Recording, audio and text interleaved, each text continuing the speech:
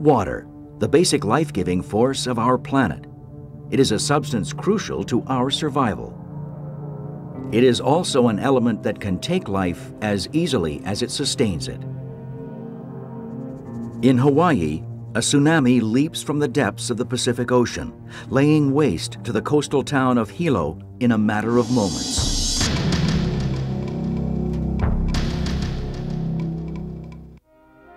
(1960). Located amidst the tranquil rivers and lush vegetation of Hawaii is the town of Hilo. Known for its fishing and its sugar plantations, Hilo is an unassuming city of a few thousand. Hilo was at that time still the second largest city in the state, and it was a real bustling economy here. It was still a rather sleepy little community. At that time, life was plain and simple, nothing fancy. It's a big city, and yet it's a small place. Another more unsettling characteristic of Hilo is its vulnerability to tsunami activity. Hilo has the distinction, they laughingly call us the tsunami capital of the world. Primarily the last 200 years, there have been about 10 major deadly tsunamis hit the Hawaiian Islands and caused more damage, more lives lost in Hilo than anywhere else. On May 22, 1960, the worst earthquake of the 20th century occurs along Chile's southern coast. The shock wave is so severe that it cannot be measured within the 8 points of the Richter scale and leaves Chile in ruins. In addition to the colossal damage caused by the quake, another equally devastating phenomenon known as a tsunami develops beneath sea level. A tsunami is a series of waves in the ocean caused by some disturbance, generally caused by an underwater earthquake. Due to the severity of the Chilean quake, the seafloor drops several meters, causing a wave effect or tsunami to form on the surface of the ocean, directly above the center of the shock wave. A piece of real estate the size of the state of California moved 8 to 10 meters high. So you can imagine the size of the motion of the seafloor, and that triggered a large tsunami. The immediate effect of the tsunami is felt as the first of the 2 waves emanating from its epicenter hit the Chilean coast. But its impact is largely overshadowed by the destruction caused by the quake itself. The second wave moves into the open Pacific Ocean. Seismographs at the Tsunami Warning Station in Honolulu pick up the Chilean quake at 6:45 local time and immediately issue a tsunami warning for the Hawaiian Islands. Yet, in spite of its history, news of the potential tsunami is met largely with apathy in Hilo. The residents of Hilo did not expect a large tsunami coming in so close to the 1946 tsunami. At that time, we used to think that tsunamis maybe struck once every 100 years. So most people at Hilo were probably skeptical. The warning system was already developed, but there had been so many false alarms and so many problems with that system because it was in its infancy, and people just didn't realize what the danger was still yet. These sentiments are shared by Moira Tanaka and her husband Suichi. I remember being at home and neighbors talking about it, and then of course in the evening just being glued to the radio and listening to the happenings of the wave at various parts of the at different locations. Like so many other children, 6-year-old Susan Maeda and her younger brother find no cause for alarm. It was a very normal day, and I think up until bedtime it was, we were very casual about it. I think we were watching TV and I think my parents were kind of watching but not overly concerned. Bert Kinoshita and his friend Clarence return from a day's fishing in the bay, seemingly oblivious to any warnings. Others find the news of potential tsunamis more of an inconvenience than a worry, such as Richard Nakamura, owner of Hilo Motors. I was at the ballpark, and the siren blew. And it's customary, in fact, was almost mandatory in the part of most companies that you go to the employment area and you do what needs to be done. In our case, we had automobiles, so we were supposed to move them to higher grounds, but maybe it was me at that, forget it. Never did that one time. 3 geologists from the Hawaiian Volcano Observatory see the potential tsunami as an opportunity to observe this strange phenomenon and position themselves at a safe vantage point to do just that. Without tidal gauges to the south, officials are unable to track the movement or severity of the tsunami as it moves across the Pacific. Instead, they must rely on visual reports from Tahiti and Christmas Island to the south. Warning sirens are sounded on Hilo at 8:30 that night. When some people did start to evacuate, some were mocked, some were made fun of. You know, it was kind of like teasing, why are you guys leaving? By 9 p.m., the tsunami arrives in Tahiti. Observers report the waves to be a meager 3 feet high.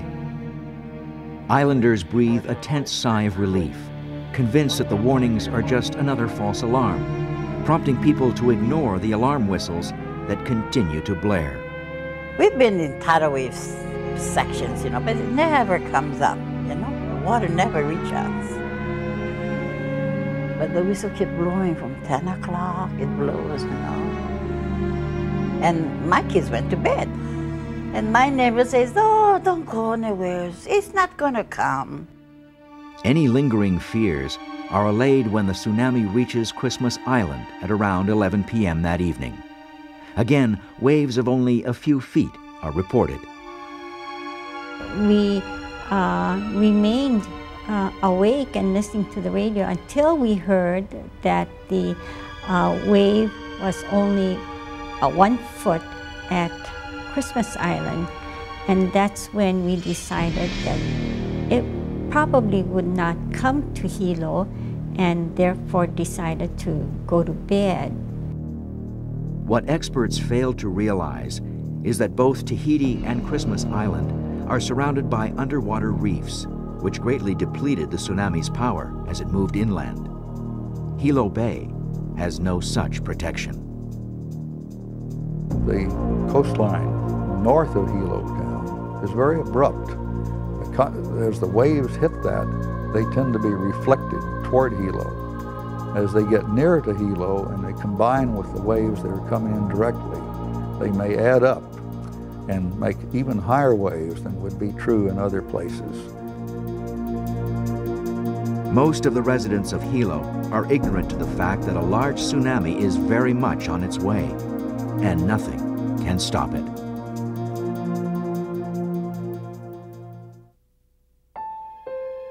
As midnight falls in Hilo on May 22, 1960, the geologists begin to think of calling it quits when something happens. The water under the bridge crests 4 feet above normal. At a few minutes past midnight, the first wave of the tsunami has arrived at Hilo Bay. They saw waves coming up and receding, small waves going up and down. So they thought very little about a possible tsunami. Over the next 45 minutes, the water level begins to recede. The geologists record a 4-foot drop in the Wailuku River before it starts to rise again, a telltale sign that a tsunami is underway. Others, feeling uneasy about the fluctuating water levels, begin to act. The neighbor, Mr. Suehiro, had come by and was talking to my father. And Mr. Suehiro had some concerns because the water was starting to recede. He thought that he would evacuate, thought that maybe that's something we might consider too. And with that, my parents decided, yeah, maybe we should.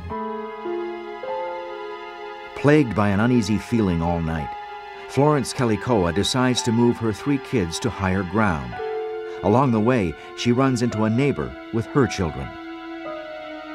My neighbor said she wanted to see tidal waves, so if I could take the girls with me, walk where I'm going to walk, you know. And she has 5 girls, you know, 4 girls at that time. So I took her girls with me. Moments later, an alert goes out over the police radio band, warning of the very real threat of an impending tsunami. Police begin moving curious onlookers away from the shoreline, among them Richard Nakamura. I moved to a place about 160 steps further up by this little bridge. Because I did that, the whole gang went with me, thinking that the police officer told us to move up. At 12:46 a.m., the second tsunami wave hits. This one decidedly more powerful than the first. The water comes up, overflow, a lot of fish comes up. People used to pick it up and take it home for eating. Then it recedes to empty and goes back and forth for 3 or 4 times. The ebb and flow of the second wave causes little damage, but the nagging feeling begins to get the better of more and more people. I heard the water or the wave, and that's when I decided to, get up, and we decided that we should evacuate. Fuseo Ito finds herself waiting out the potential tsunami among friends. Her friends who still lived in the old neighborhood came to her house and they said, "Mrs. Ito, we're going to stay with you this evening because you live in a safe place." The Maeda family also opts to evacuate, at least to the end of their cul-de-sac near the Wailuku River. There are a lot of people out there and kind of looking at the river and, talking story, like neighbors getting together. But it was, the feeling was unusual in that it was kind of hushed. Over the next 15 minutes, the water level begins to recede. The geologists note a dizzying drop of 7 feet in the Wailuku River, followed by an eerie calm that descends upon Hilo. When nothing else happened by 1 o'clock, a lot of people, most people thought it was over, and there were people who were returning to their homes at 1 because they just sort of used that as, if nothing has happened, it must be over. Fuseo Ito once again finds herself alone as her friends return to their own homes. She was standing at her screen door and watching as her friends left to walk back. They're walking back down toward the river. At around 1 a.m., the silence is broken. It is the sound of the third and final wave forming in the darkness of Hilo Bay. Suddenly, out of nowhere, I started to hear this roaring sound like a huge jet at a distance coming towards us. Those with the best perspective of the wave are those on the bridge. As our eyes searched for the source of the ominous noise, a pale wall of tumbling water, the broken crest of the third wave, advanced and seemed to grow in height as it moved steadily toward the heart of the city. At 1:04 a.m., the 20-foot-high, nearly vertical front of the inrushing bore churned past our lookout, and we ran a few hundred feet toward safer ground. Somebody, I don't know who, screamed, telling us that run. From there we ran up higher ground. On that there was hundreds of people panicking on. A 30-foot wall of water, known as a bore, surges into Hilo at speeds of over 30 miles an hour. The peaceful scene on the beach quickly erupts into chaos. A man yelled out, "Big wave!" People started panicking, just running. My dad grabbed me by the hand and we ran. In my pajamas, I looked out in the veranda. About half-mile away from our home was this utility company, and there was this tremendous short circuit, and the whole town was lighted by this green light. And I said to myself, gee whiz, are we going to die? Safely on higher ground, Florence Kalikoa tries to keep her neighbor's children and her own occupied as the wave strikes Hilo. And I could feel that ground shaking, like, that earth move. You feel that earth move. You feel like it's a thundering under the ground. The city is suddenly plunged into darkness, further adding to the hysteria. Others don't even have a chance to respond. My dad said, oh, maybe this is it, probably, so if we all hold hands together, and if we should die, then they can find everybody together. Drawn to the door by the noise of the wave, Fuseo Ito finds her world has turned upside down. The next thing she knows, the wave hits her house.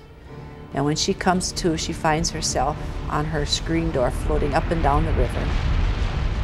Susan Maeda's father wastes no time getting his family to higher ground. We could see the water. It was a wall of water. It's not even a wave, it's a wall. That's what it looked like. And it just picked people up. Also trying to escape by car are the Tanakas, but they can't outrun the advancing wave. The waves hit us, but we were in a car. And somehow the wave kept pushing us, and suddenly it just shoved us right up against this tiny monkey pod tree. We got out of the car and we hurriedly climbed the tree. Seconds pass like minutes as the crest of the bore reaches its peak. Then, slowly, the wave finally begins to ebb. The worst of the tsunami is over. In the darkness, people can only imagine the scene in Hilo as they wait for daybreak. May 23rd, 1960. Survivors attempt to make sense of the alien landscape around them. Beneath the rubble lay 61 dead and 55 injured in one of the worst tsunamis in recorded history. The worst of those waves had enough energy in them to move boulders from the breakwater that weighed several tons. I was just flabbergasted, appalled, astounded by what waves could do. You think of water as not a powerful object, but it is. The force of the tidal wave could destroy homes 20, 30 feet high. Florence Kalikoa arrives back near her tattered home, welcomed by a grateful neighbor. When she finally got to see me, she was just, her hair was green. And she was crying, and I told her, good for you, you want to watch tidal wave, But I had her children, her daughters, they were the whole. At sea, Fuseo Ito ends an incredible journey. By morning, she is washed way out at sea, and she's all by herself out there. And as fate would have it, a plane flying over saw someone, the pilot saw something flash in the water, and he reported it to the Coast Guard, and she was rescued. In the final analysis, 229 homes are destroyed. 308 businesses are obliterated by the floodwaters that permeated nearly 600 acres of Hilo from the harbor inland. Richard Nakamura finds himself with a car lot full of automobiles ravaged by the tsunami. Once you go to tidal wave, the internal part of the engines, like the engine and transmission, full of sand, full of sand. The town of Hilo begins the arduous task of rebuilding. The cleanup of Hilo after the 1960 was a shared cleanup. And because the sugar companies had the large trucks, the large cranes, they took a half of the city of Hilo and did the cleanup. 6 weeks later, Hilo manages to recover from the tsunami. With the rebuilding largely behind them, thoughts now turn to prevention. What they did was to set up a project called the Coca-Cola project, big wave. And that project involved clearing out all the areas that had been damaged in the 1960 tsunami, saying we can't live there anymore. We're going to make those into soccer fields, parks. Changes in the warning system are also implemented, including tidal gauges to the south of the island. But more than anything, increased public awareness is seen as the best way to save lives. They did not have good evacuation zones depicted and available to everyone. Since then, we have corrected that. We've put in a major effort, and evacuation zones have been developed for the coastlines of all our islands, and they're published in the phone book for each county. Yet the terrifying events of May 22nd linger on, forever emblazoned in the minds of those who lived through it. Anytime we went to somebody's house, the first question I'd ask my mom was, are we safe here? You know, is it within the tsunami, you know, reach of the tsunami? When somebody talks about tidal wave, I just listen. And I say to myself, I know what it is. I've been in it. While it seems at times incomprehensible, water's ability to destroy all that we hold dear is ever present beneath the hypnotic calmness of its surface. It is our respect for this essential element that makes all the difference. As the Hawaiian proverb notes, "Iliki kakai, iakopi opila lilo, ililo no hi havava." Never turn your back on the ocean.